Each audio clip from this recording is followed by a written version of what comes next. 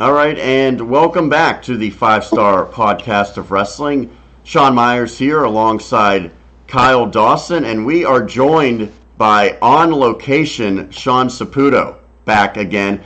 Sean is stepping in mid-show here.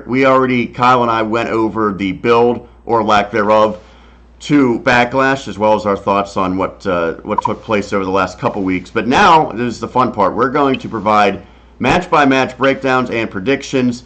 And Kyle, I was telling you before that Saputo and I did very poorly on our predictions for WrestleMania. So you're going to have to really bring up the percentage for us, because I will say this: we can't do much worse than we did at WrestleMania. I think Vince and the whole crew tried to swerve the fans a little bit on that show. So we'll see if they do that again tonight and maybe go with the unorthodox picks for the matches, or if they go with what's a little bit more logical.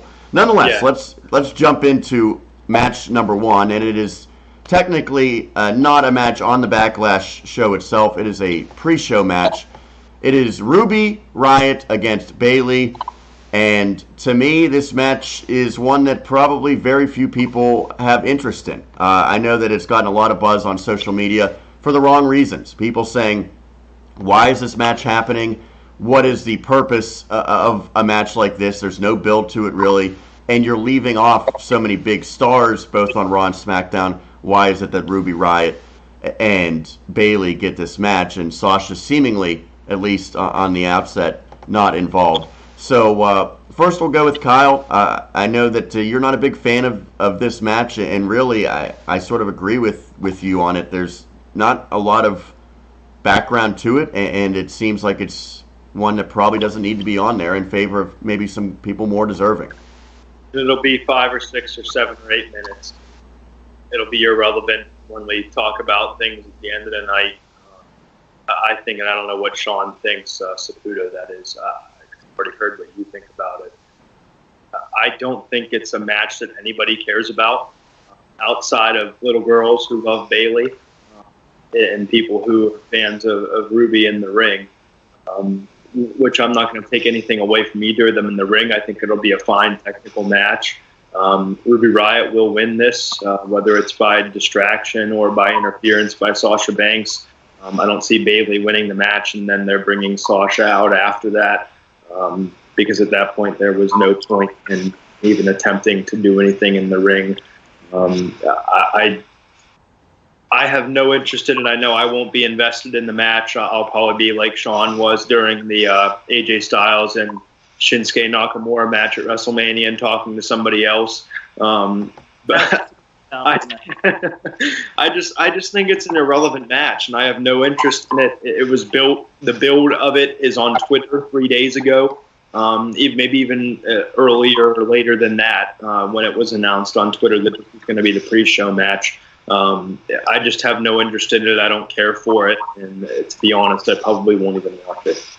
Sean, your take on this one? I think Kyle's kind of spot on in that not really much leading up to it, and unfortunately, I don't think that it's really going to be a great in-ring match. I think it's more, in my opinion, about continuing potentially the Sasha and Bayley storyline. I think that's going to be the biggest takeaway.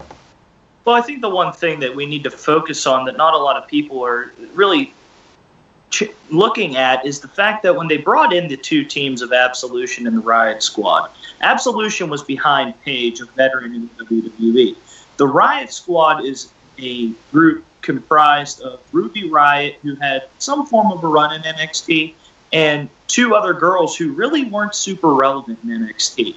So I could see this as a precursor to a potential Sasha taking the reins as the leader of the Riott Squad and therefore costing Bayley the match. The Riott Squad hasn't gained steam since coming up, and a lot of it has to do with the young in-ring ability of the three that are in the Riott Squad. Granted, they've grown over the time, but they can't continue to grow if they're going to build upon just those three. They need somebody with a veteran background that can really boost them and boost their momentum as a faction.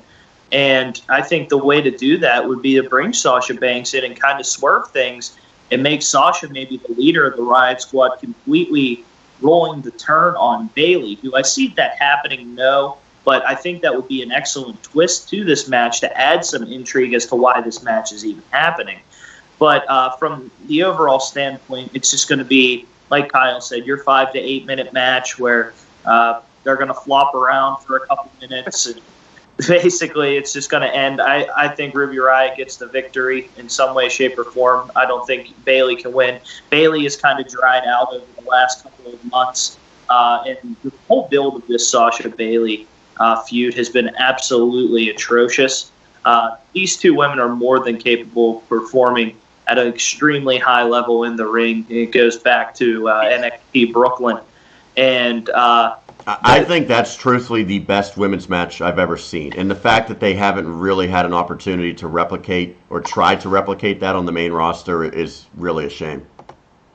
I completely agree. And if they want to do something, I think the best way would be putting a twist and having Sasha help out the Riot Squad and then maybe taking the reins as the leader there. But I don't see that happening. I see Ruby Riott winning with help from either Liv or Sarah Logan.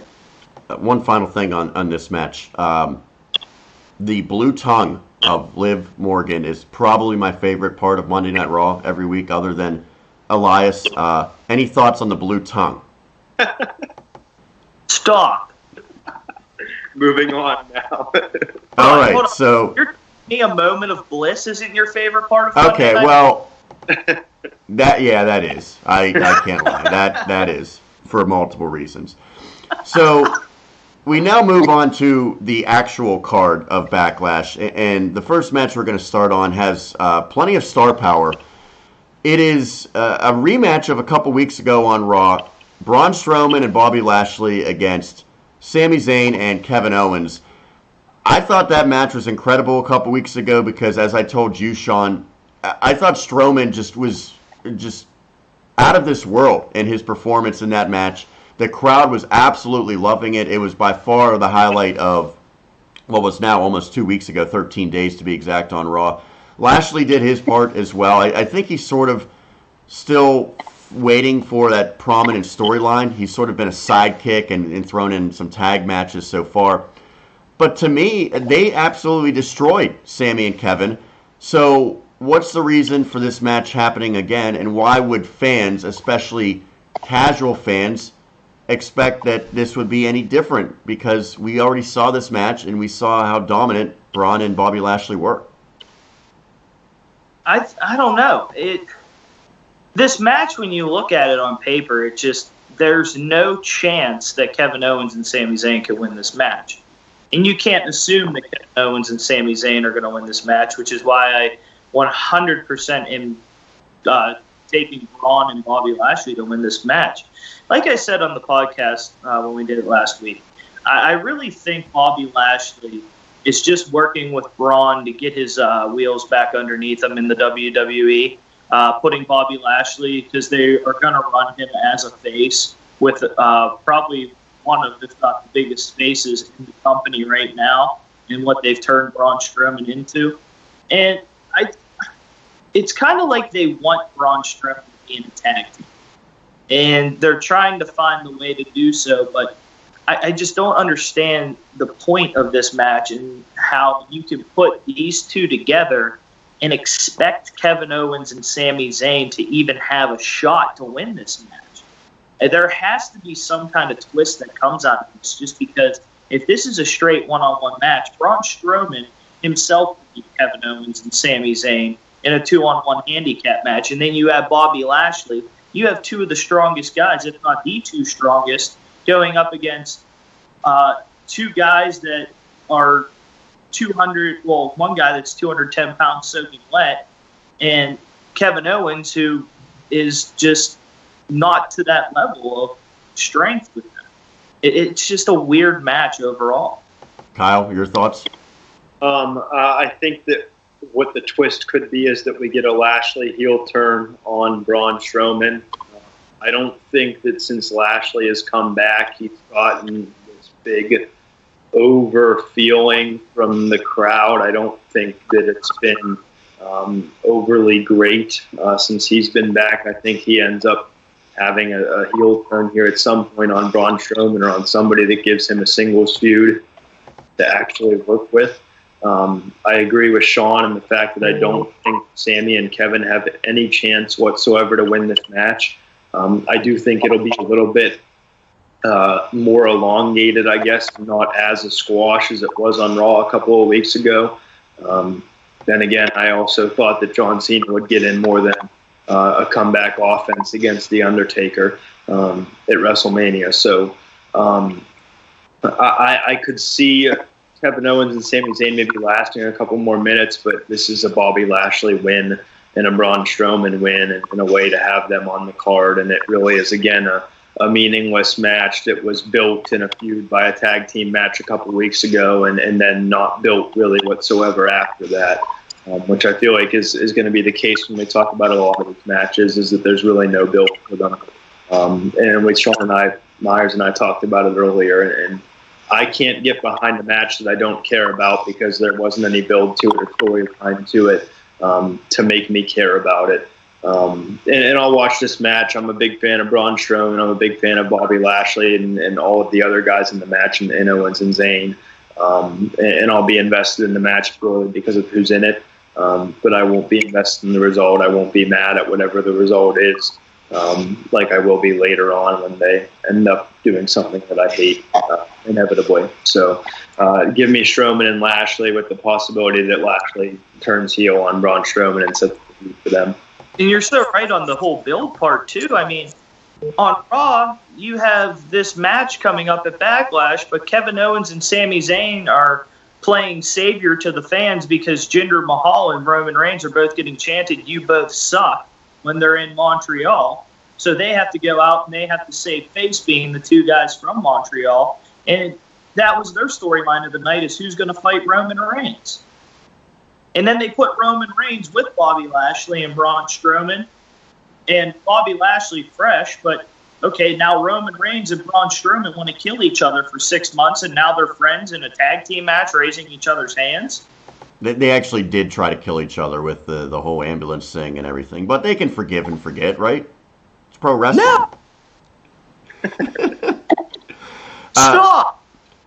This match, again, it makes no sense why this match is happening, which leads me to believe one of two things. Either they were just lazy and did not have anything else, any better options this late in the game for these guys to get on the show, so they just threw them all together in this match once more, and they especially wanted to get Braun on the show because you can't have really a pay-per-view without maybe your most over guy in the company being on it. That's option number one, and that's probably what really was the reason. Option number two is what Kyle said, in that Bobby Lashley turns on Braun Strowman tonight in the match. So you have about a month of him as a face, really not doing a lot. Now you could push him as a monster heel. And when Sean Saputo and I were talking previously, Raw has almost no full-time heels that are main event caliber guys right now. That would accomplish that in this match. And if Strowman ultimately has Lashley turn on him, I think that Strowman probably loses this match to KO and Sami. So maybe it is a little bit harder to predict. That being said, that would be a pretty drastic move to have Lashley turn already. So I'm not going to... I think it's a possibility. I will ultimately say, however, that the two good guys dominate once again, and we see pretty much a replica for the match a couple weeks ago. So let's move on to some matches that have at least a title on the line. A rematch of WrestleMania for the Raw Women's title, Alexa Bliss against Nia Jax, this time Nia being the champion. They've done some good build with this outside of the ring. They've had the moments of bliss that Sean Saputo alluded to. They had Alexa just running, getting her cardio in this past week, just running from everyone, being chased. I like this feud continuing. That being said, I'm not particularly looking forward to the match. It's sort of the opposite of a lot of things, where they don't have a good build, but the match is really good. A lot of times in WWE, this is the opposite, I think. It's a pretty good build, and Alexa's done a great job making it interesting, but I don't think the match is going to be anything special, and I think something that Kyle and I were discussing before, I actually could see this be a squash in favor of Nia Jax, where she beats Alexa and Bliss gets almost no offense in. Yeah, I could see it. I don't think this is a match that I'm going to care about tonight. Like I said already with one of the matches on the pre-show, and I'll say down the line here, this is a Nia Jax win. It's not really any chance whatsoever that Alexa wins this match. I think that they have tried to build Nia Jax as a sympathetic figure, with Alexa being the bully in the feud, and attacking what Nia Jax looks like and her size. I think the better way to build Nia as a credible champion would be to have her squash people and kind of do what she has been doing before the Alexa Bliss feud, and that gives her an opportunity to not be like a Goldberg or like one of those champions that just runs through opponents at will, but allows her to at least be a little bit more credible than the, oh, she made fun of me, oh no, kind of figure that people really haven't got behind at this point. So I think it's a Nia Jax win. I don't think there's really any chance that Alexa gets much offense at all in this match. See, I kind of want to say I think Alexa Bliss regains the title in this match, just because of how dull the whole women's division has been in terms of the title picture since Nia Jax took over. I mean, Alexa Bliss really hasn't been performing in the ring, and it's not like Nia Jax has been coming out every Monday night doing anything extravagant except chasing after Alexa Bliss. It has that aura of, okay, we're going to give Nia the title at WrestleMania. Let's see how she runs with it. But there hasn't been any credible instance over the last few weeks where you can say, wow, I can really see Nia Jax, being a pretty solid champion. Because if you have her beat Alexa Bliss, where do you go from there? Well, that's the thing. Where do you go from there? And if your plan is down the line, Ronda Rousey, where are you going to get a better match out of that situation? Nia facing Ronda or Ronda facing Alexa Bliss? The better match is going to come with Alexa Bliss versus Ronda Rousey, rather than Nia Jax versus Ronda. But then you could throw in the whole, Ronda has to take out this dominant figure. But I just don't think Nia's run as champion has been anything relevant in a way of allowing her to continue to run with the championship.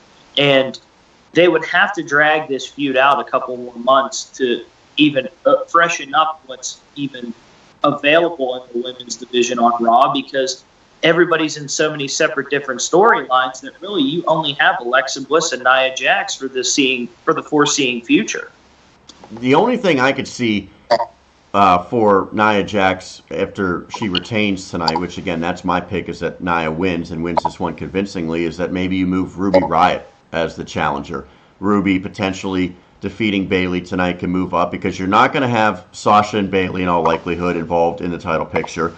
You're not going to have Mickie James, Natalya, and Ronda Rousey involved, so you really don't have anyone else on Monday Night Raw, whether it be a face or a heel, set the challenge other than maybe a Ruby Riott. So to me, I look at the face champion, and again, much to Kyle's point, I don't like the crying Nia Jax. I don't think that's really the best way to present her.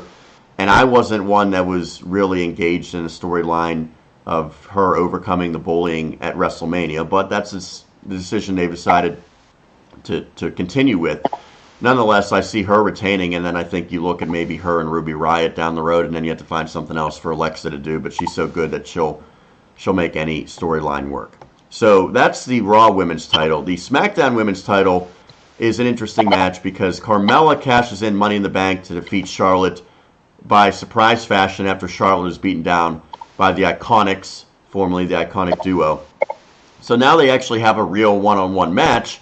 On paper, it looks like it should be a mismatch. Kyle, do you think that Carmella in any way retains here, or is it Charlotte just regaining that title back pretty easily? Carmella retains, and I don't know if it's clean or if it's with the help of the Iconics or how it happens, but there's no point in having the Money in the Bank winner, the first ever Money in the Bank champion in the division, have the title for a month and then drop it immediately back to Charlotte.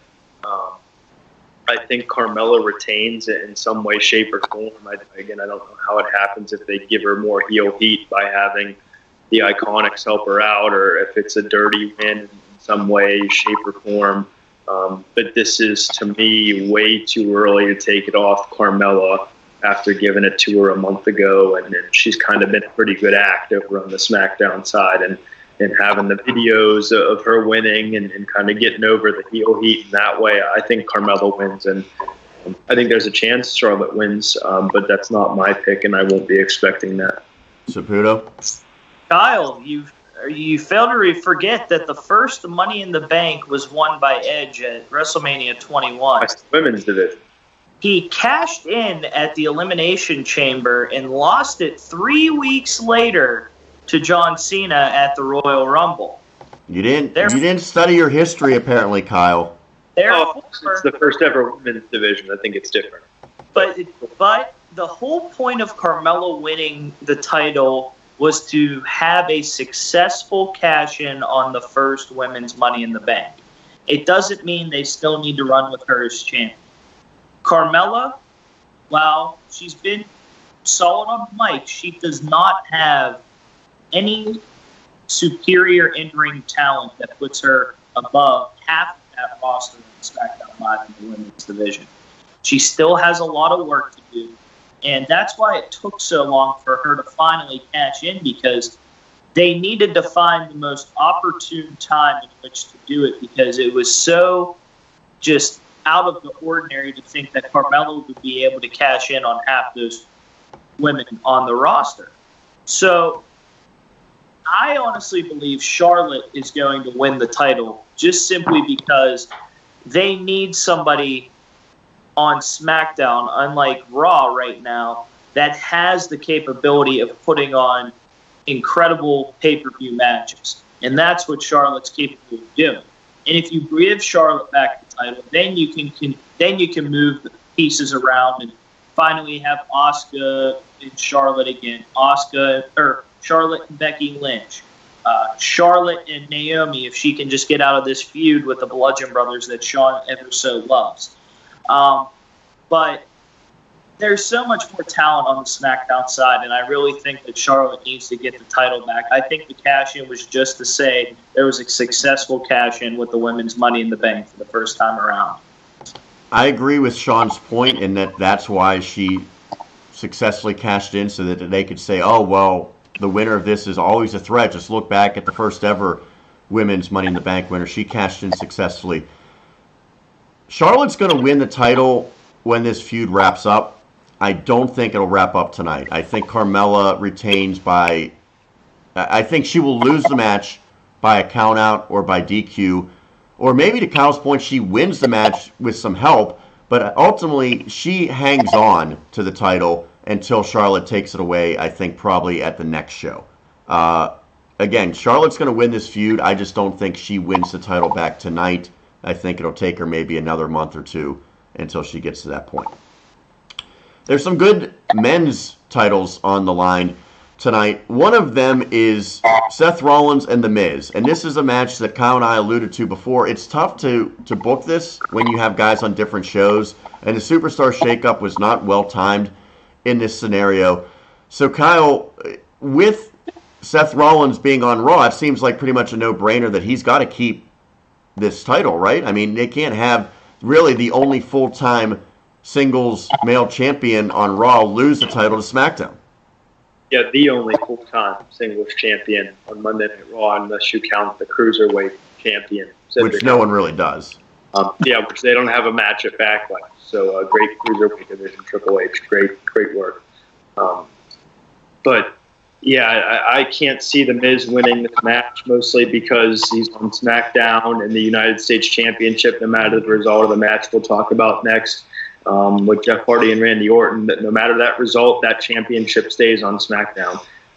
They're not going to throw the WWE Championship and the two mid-card belts on SmackDown and have Raw have the women's championship, the tag team belts that, oh, by the way, aren't being defended tonight, the cruiserweight belt, and then the part-time Brock Lesnar Universal Champion who comes around once every 4 or 5 months to defend the belt and will pass the longest reigning modern era champion in WWE history in 434 days, and CM Punk is I heard about that, by the way. That it doesn't even register to me because he's had 7 title defenses, or honestly that might be too many. He might have had maybe 5 or 6 during his reign.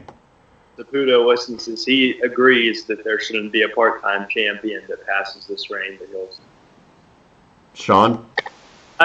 There shouldn't be a part-time champion that passes, and get over the CM Punk crap. It's going to happen. But it's a 34-day reign, and to me, we can get. But no, this the Seth Rollins win. It's a Rollins win, and it's pretty simple. Yeah, you can't. There's no, in the way it's set up, like you said, with the Superstar Shakeup, with now where the U.S. title match is 2 SmackDown guys going at each other, it just opens the door for it to, you can't think the Miz is going to win. And not to mention, too, the only thing that could really play a part in this and kind of make things a little drastic is with the dual branded pay-per-views now, they could potentially work things to where there's multiple titles on one show. And they're more making SmackDown look like the more dominant brand lately. And the way that things wrapped up with Seth Rollins and Finn Balor and the Miz Taraj, they could play a factor in this in costing Seth Rollins the title.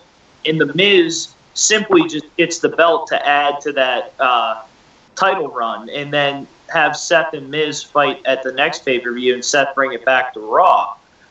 So this is one of those ones that has a weird aura to it, to where they could do it just because SmackDown can have both, and then you could have Seth and Miz continue the feud through both of their shows into the next pay-per-view. It could be something like that, or you could go with the normal idea that Seth Rollins wins simply because the U.S. title's already on SmackDown. You make a good point, Sean, about the possibility if they ever wanted to continue the intra-promotional or inter-brand storylines, they could do it now since every pay-per-view will have both Raw and SmackDown. That being said, I think Seth Rollins is rolling right now. You only take this title off of him if you want him to move up into the world title picture, or technically the universal title picture, I should say, on Raw. So I think he keeps it here. My question about this match is, Miz and Rollins and Finn had a great storyline together at WrestleMania, and then there was a very good 4-man ladder match for the Intercontinental title in the Greatest Royal Rumble. Why was The Miz chosen as the guy that still continues the storyline with Seth Rollins? And it almost seems like The Miz is just sort of buying time now until he gets into the Daniel Bryan storyline. Because on SmackDown, he's in there sort of playing a tweener with Big Cass cutting promos in the ring, interrupting The Miz. I don't think they know what to do with The Miz over the past couple of weeks, and they're just doing this to fill some time until they move him into maybe a more full-time all-in storyline with Daniel Bryan and maybe Big Cass involved as well. So I think Seth Rollins does retain the title here. I'm not a big fan of this match taking place without any real reason with the guys on separate brands, but I think the match itself will deliver because these guys have been absolutely red hot recently. Yeah, so that's the Intercontinental title. What's that, Kyle? It's just a one-off. It's just his one-on-one rematch, rematch that he has. That's all this is. Fair enough. So we go from the Intercontinental title, which could go to SmackDown, to the U.S. title. We know that's going to stay on SmackDown with Jeff Hardy and Randy Orton. And I know a lot of my friends, and I think Sean Saputo might be in this boat, they're not interested in Randy Orton right now, and I get that. I think this storyline is an opportunity to make Randy Orton interesting again. They're doing the face versus face to start. I don't know if when it's all said and done, that's how this storyline will finish. Jeff Hardy comes in, he wins the championship his last night on Raw from Jinder, goes over to SmackDown, and then he and Orton sort of playing a one-upsmanship in their respective matches against Shelton Benjamin. Orton needs something fresh, and I think maybe a heel run could do that. But either way, I think him and Jeff Hardy are going to work very well together. So I'm excited to see this match. Again, it's a title that Randy Orton doesn't need. I don't really think that he has much of a use for the U.S. title right now, but I think the match itself is going to be pretty good. And I'll just be interested to see how they present this, because it should be just a face versus face, but they maybe at some point give Randy Orton the heel turn.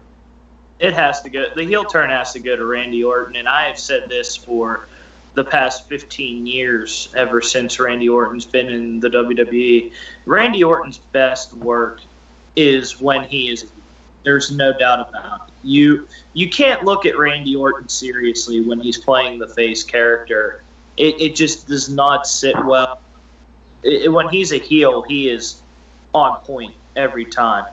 And the thing, though, too, that I think out of this match is the role that Jeff Hardy's on. Everybody expected when he came back he was going to join his brother in the whole broken scenario, but I think Jeff is just way too over with the fans as compared to the way Matt Hardy was, where Jeff Hardy is capable of having those mid-card and world title runs that can be successful due to all the fans and how much they enjoy watching Jeff Hardy. And I think you're right, Sean. I think this has the ability to be one of the better matches on this card tonight, just simply because of the veteranship that's in the ring and how great both of these two can be together. And these two have fought in the past, and they've all been pretty solid matches through and through.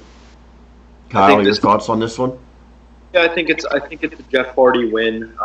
Like you said, Myers, I don't think Randy Orton needs this championship. I didn't think that he needed it when he won it from Rude to complete the Grand Slam champion status, which is shocking that it took this long for Randy Orton to complete that.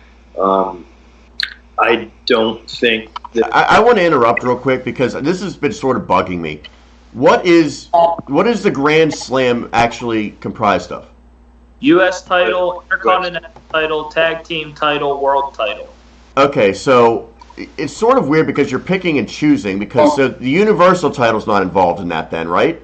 No, you just have to be a world champion. So if you win the Universal or the WWE title, it is technically considered a world championship. So you would have to win either one of those, the U.S., the Intercontinental, and or the SmackDown or Raw tag team.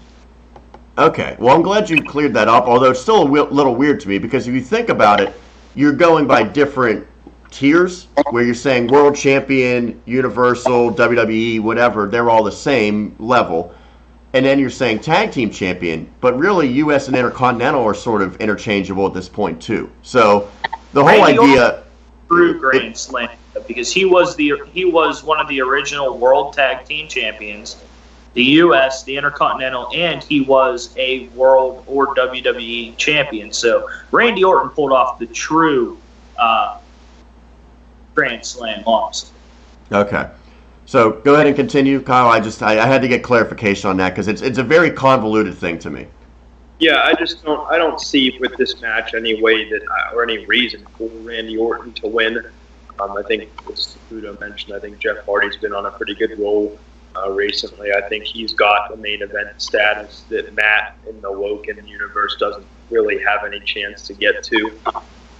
I don't think there was any reason. I do think Jeff's going to, at some point, join that, maybe become a stable, or once the work's done with Bray, at some point join that stable, but I don't think there's any reason for it now. I think the right move was to put him over on SmackDown and let him be popular as a singles man and have this mid-card title run, and then possibly go after the WWE Championship eventually over there on SmackDown. So give me Jeff Hardy to retain. I think this is going to be a good match.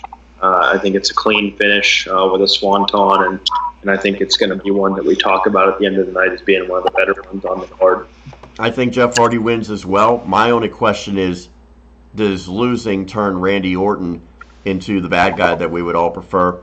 Don't know if it'll happen tonight, or maybe something they build over time. But it seems like that's really what they're building towards as the end result of this storyline. We'll have to wait and see. A big match that probably isn't getting as much attention as it probably deserves is Daniel Bryan's return as a one-on-one singles competitor to pay-per-view. He's going against Big Cass.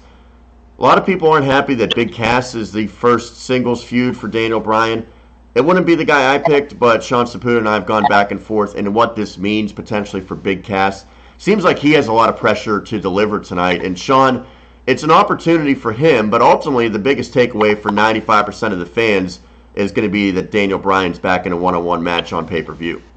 Yeah, Bryan's going to win, but like I said last week, this is a feud that needed to happen for Big Cass simply because when they were having his singles push on Monday Night Raw pre-injury, he was stuck in a storyline against the Big Show and the whole Big Show Enzo thing. And it wasn't getting him anywhere, and then the knee injury happened. But I just think this is a much-needed feud, not so much for Daniel Bryan, because Daniel Bryan's going to move on from this and go into his work with The Miz, which they're going to build up for SummerSlam, I believe. But for Big Cass, it's an opportunity for him to get to work with somebody that is such a fan favorite and allows his heel character to grow, which is what they want to push him as, is one of the top heels on SmackDown Live. And if he can succeed in a feud with Daniel Bryan, just even if he loses every match against Daniel Bryan, if he can succeed, grow in the ring, grow on the mic, which Daniel Bryan has been doing in terms of working with Big Cass and getting his mic skills better, considering Endo was his mouthpiece, it gives the ability for Big Cass to have a solid heel, upper mid-card world champion run down the line on SmackDown. So if Daniel Bryan wins, but this is more so a way to help out Big Cass's future as one of the top heels on SmackDown. Daniel Bryan wins. Pretty simple for me, and I think a lot of it is getting to see Daniel in a one-on-one setting again, like you said, Myers. To be able to see him after 3 years and what it was with his retirement, coming back and getting cleared again, and seeing him in the ring for the first time again at WrestleMania was obviously awesome. And his performance in the Greatest Royal Rumble, be that what it was excellent. Now we get to see him in one-on-one action again on a pay-per-view, I should say, because we saw him with the dream match with Styles on SmackDown Live on free television. For even if that was just for a couple of minutes, a pretty cool moment, I think, for a lot of even casual wrestling fans. I think Daniel Bryan wins this match, but I think immediately after he just gets decimated by Big Cass. I think a lot of people are saying, well, if Cass wins this match, it'll help put him over, and I think that's true. But at the same time, Cass can also get way more heel heat by spoiling the celebration of Daniel Bryan and just completely obliterating him and putting him down. And even if they have to end up stretching Daniel Bryan out or whatever they have to do to sell it, to give Cass more heel heat. I think Daniel Bryan wins the match simply because he can't lose his first pay-per-view match as a singles star again. But then Cass ends up getting it. This feud continues into Money in the Bank and then Extreme Rules in July and possibly through SummerSlam. I don't think there end up being one-on-one, but this feud will continue after tonight. I don't think there's any reason to stop it at this point. I think you absolutely nailed it, Kyle. Daniel Bryan has to win this match. I think you'd have a minor revolt if he loses to Big Cass in his first singles match back on pay-per-view. But Big Cass has to do something to get over and to look like a star in the process.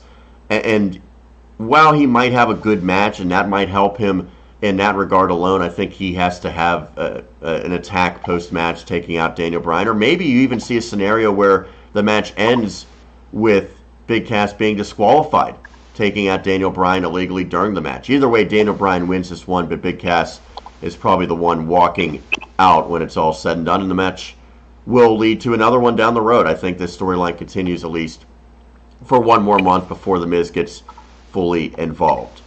So that leads us to what would be the dual main events. The inter-branded match between Samoa Joe and Roman Reigns I'm excited for this match in the sense that I like both these guys, and I think that they can deliver a great match, and they will have the opportunity and the time to do so tonight. That being said, the match doesn't have a ton of meaning. Samoa Joe's on SmackDown, Roman's on Raw. This will probably be the one and only time that they square off in the foreseeable future. And there's no titles on the line. Had Roman won the Universal title, it would have had a massive significance. That's not the case. So these two are just fighting for the sake of fighting. And Joe's done a great job on the mic building this up. Roman's been presented sort of, I don't know, it's been a weird booking of him since WrestleMania. I thought that he was finally going to reach his breaking point and snap. They didn't do that. They continued with him and Brock again. They had the rematch. Roman lost technically, and he sort of came off as whining on Raw about it. It's just weird. I don't know if they're maybe giving slight hints that he will turn down the line, but as of tonight, he's still working as the face against Joe, and obviously the fans are going to be behind Samoa Joe. I think it's going to be a good match, and I think it's one that Samoa Joe will win. I know Roman's been on a bit of a losing streak, but Joe's just coming back from injury, so I think he gets the W tonight. End of the storyline, I think Joe advances to the world title picture over on SmackDown, and then you have a question of what do you do with Roman Reigns afterwards on Raw, especially if Brock Lesnar's not going to be around in the time being. Yeah, I don't see any reason to get invested into what the result ends up being of this match. Like I've said a couple of times, the build has been better for this match than a couple other ones I've talked about. The build that is bad for it, just because of the videos and whatever Samoa Joe has done. The couple of promos he had before he left Raw were obviously solid. I wish that they would have added some form of stipulation, whereas if maybe Roman Reigns lost, he loses all potential Universal Championship opportunities while Brock Lesnar is champion. Something like that, or it was just over the Universal Championship. I don't really care who wins this match. I think it'll be Roman Reigns purely because he's lost his last two pay-per-view matches, and I think he wins because of that.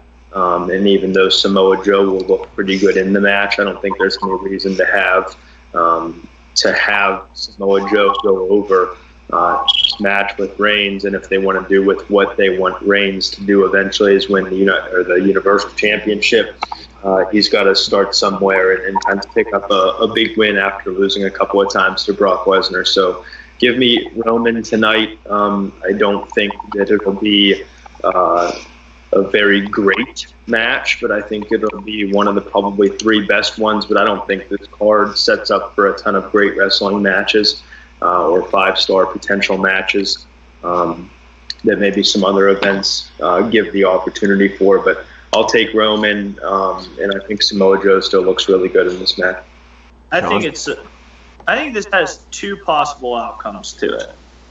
One outcome is what Kyle said. Roman Reigns ends up winning just because he's lost his last two pay-per-view matches.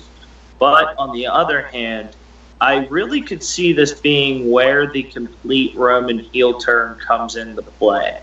With him losing to Samoa Joe, the fans completely not behind Roman Reigns.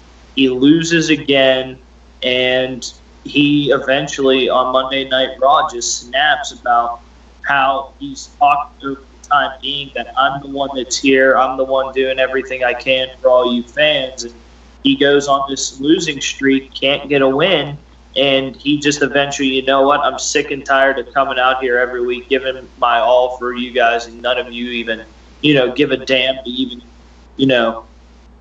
look at what I'm trying to do for you. So, basically screw off, and there's your heel turn right there. And I think that's the route I'm going to take, is that Samoa Joe gets the victory, and it eventually leads to Roman Reigns just snapping over the fact that he can't pick up a victory in a big match situation, and he takes it out on the fans, not helping him out, not having his back on the route to, trying to become a full-time world champion. We've all discussed multiple potential heel turns just for tonight alone, and we know that the company a lot of times is hesitant to pull the trigger on a lot of these things, including with Roman Reigns. People have been calling for it for the better part of 3 or 4 years now for him to turn heel, and he hasn't. John Cena never has, even though he was awfully close it seemed at times. What's that? It worked with The Rock turning him heel. You can't say John Cena wasn't a heel because he was 100% heel when he first came into the business as the Doctor of Thugonomics. So he's even. Well, I'm saying Roman was a heel as well when he was with the Shield. Turn that has never worked in WWE history. One. Stone Cold. 100%. That is one heel turn that was absolutely a terrible decision. But he has to eventually do so.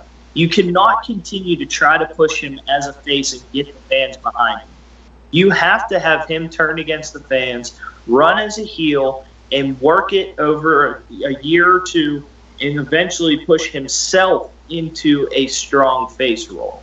He can't do this as a face. You can't have any success with Roman Reigns over the next foreseeable future if he's going to continue to run as a face. The heel turn has to come, and it has to come now.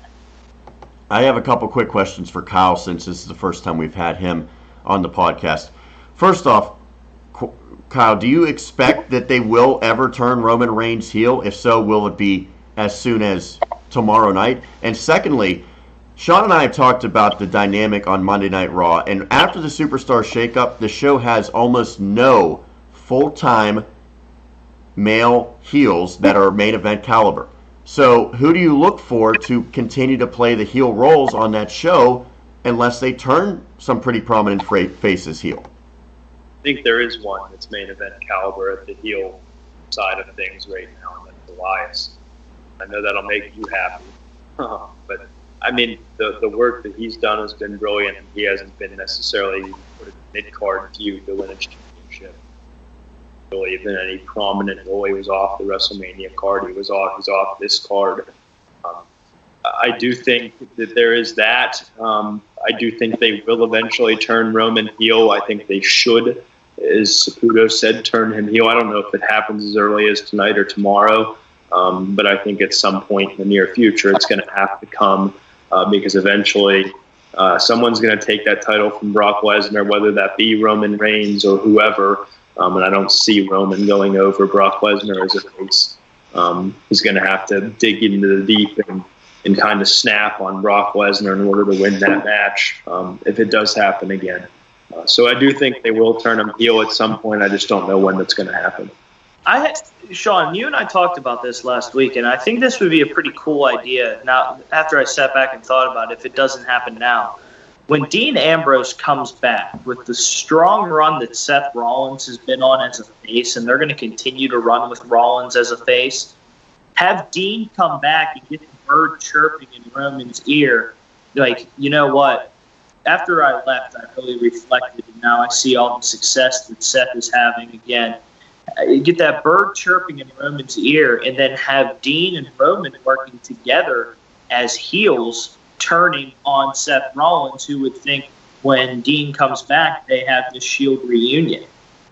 That would be cool because it would be the opposite of what happened last time around, with Rollins stabbing both of them in the back, and then Roman and Dean, well, not necessarily staying as a tag team, they were still together and still brothers as the faces against Rollins. That being said, I've learned many, many times that this company doesn't do the right move, and they have their reasons, but ultimately it seems like they hesitate to make these bold moves to turn a Roman Reigns heel. So I don't know if we're going to see it or not. All I can say is that at some point they're going to have to address the shortage of main event star heels that they have on Monday night. That sets up now the final match of the night, and I heard that this one will close the show out. It is the WWE title between Shinsuke Nakamura and the defending champion AJ Styles. It's the third match between them in now just about a month's time. I'm not a big fan of jamming 3 matches into a month. I think that they start to lose their luster, and truthfully, to this point, the first 2 have not delivered.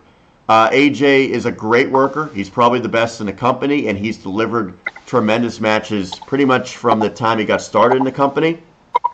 But his 2 matches against Nakamura have been, I would say, average or below average for his standards. I really hope this is a good match, but at this point, I don't even expect it to be a great match. It's not like what they did a few years ago. I don't think Nakamura is the same guy in the ring anymore, whether that's because maybe he's struggling to fit into the style that they have, or maybe he's just getting up there in age. I don't think it'll be a great match, but I think it'll have an interesting turn of events at the end. And I don't want to try to big time this, but I was talking to Elias the other day, and we were sort of joking. I said, AJ Styles has been low blowed, 5 times now? When's the dude going to learn to wear a cup? I think they could actually do that for a pretty interesting finish tonight. It's a no DQ match. Nakamura at the end goes, hits the low blow, thinking he has AJ beat. AJ no-sells it, and then maybe Nakamura turns around to celebrate. I don't know, some scenario where AJ delivers a finishing move, probably the Styles Clash, wins the match, pulls out that he was wearing a cup. So Nakamura's big finishing move the past couple weeks doesn't work tonight. And that's a creative way to get AJ to look like he outsmarts Nakamura and keep the title. I don't see Nakamura winning the title at this point. I just don't think that he's done enough. I think AJ's a better option as a champion going forward. So that's my prediction, and I don't know if any of that will happen, but I think that would be a creative way to actually tie together what has been happening. You have continuity. You know, AJ's gotten on the receiving end of 4 or 5 low blows. He has to learn at some point, right? I mean, if we're thinking that there's any logic in wrestling, you would think by this point he would learn to do something different. I think they will do that tonight with him retaining. I would hope. I mean, that's a pretty unique idea. I'll have to give it to you, but I don't think WWE Creative is that smart to put the pieces together to make that happen. Just based on the poor booking there's been over the last month overall. But I see what the one thing in as to why a lot of people have turned on Nakamura so quickly since the heel turn is a lot of WWE fans don't have the background of watching Nakamura in New Japan. And in New Japan, what a lot of people don't know is Shinsuke Nakamura made a living as a heel over in New Japan. The Bullet Club was always the face team everybody loved, and Shinsuke was on the opposite side as a heel working against them. And that's where Shinsuke's successes really came into play over in New Japan. So if they give Shinsuke, if they let this continue to roll out a little bit longer, it allows Shinsuke Nakamura to really show just how prominent he can be as a heel. And it's almost about that time where SmackDown's going to want a heel champion. So if you just continue to let Shinsuke grow as a heel and keep him in matches against AJ Styles and allow them to get their feet under themselves, wrestling each other in the WWE environment, it can potentially lead to a classic match.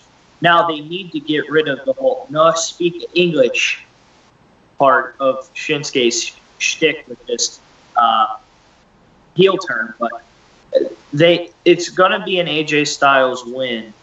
But I think the way Shinsuke Nakamura is being perceived right now is due to the fans' unknowledgeable past of him and how he performed in New Japan as a heel. I think that AJ Styles wins this match. And here's a twist. AJ Styles wins the match with a low blow. Shinsuke Nakamura. All right, so you're sort of on the same page where they have to involve the low blow, right? I mean, they have to do it at some point. I think a low blow sets up something like a phenomenal forearm or a Styles Clash, and then that's the way that AJ Styles wins. And I do think this feud is going to continue. That said, I would not be shocked in the slightest if Shinsuke wins tonight. Takes the championship and kind of takes the heel run. That allows the feud to continue with Styles rematch. It allows the feud to continue if they're to have a match after that, or whoever wins the Money in the Bank briefcase can then be lingering around that if that's where they end up going with. Because I don't know if they're doing 2 briefcases on the men's side or if they're just sticking to one.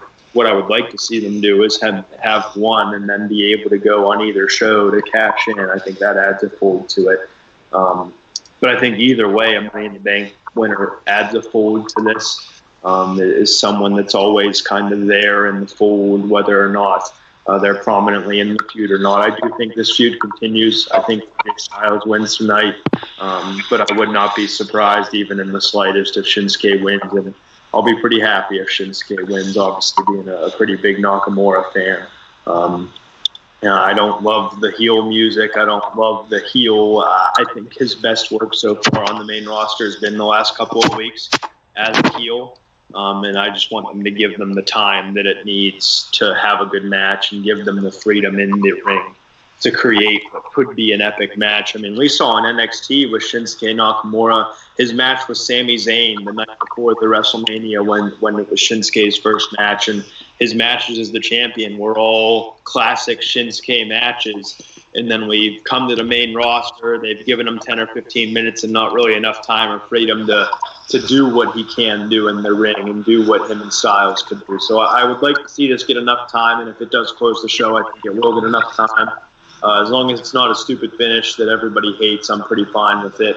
And I do think that AJ Styles wins, but again, wouldn't be surprised if it's the opposite. Sean, right, yeah, go ahead, Sean. So going back to that Shinsuke Nakamura Sami Zayn match and Kyle's little rant about being such a Shinsuke. You seem like you're really fired up right now, and I feel bad for Kyle for what might be coming. I can finish the story for him. He's just going to tell you I hated Shinsuke when he was... Kyle Dawson had never heard of Shinsuke Nakamura before the night that I introduced him to Shinsuke Nakamura with the Sami Zayn match. And the first words that Kyle Dawson said when Shinsuke Nakamura came out with his theme music was, "Are we seriously watching a knockoff Japanese Michael Jackson walk down the set right now?"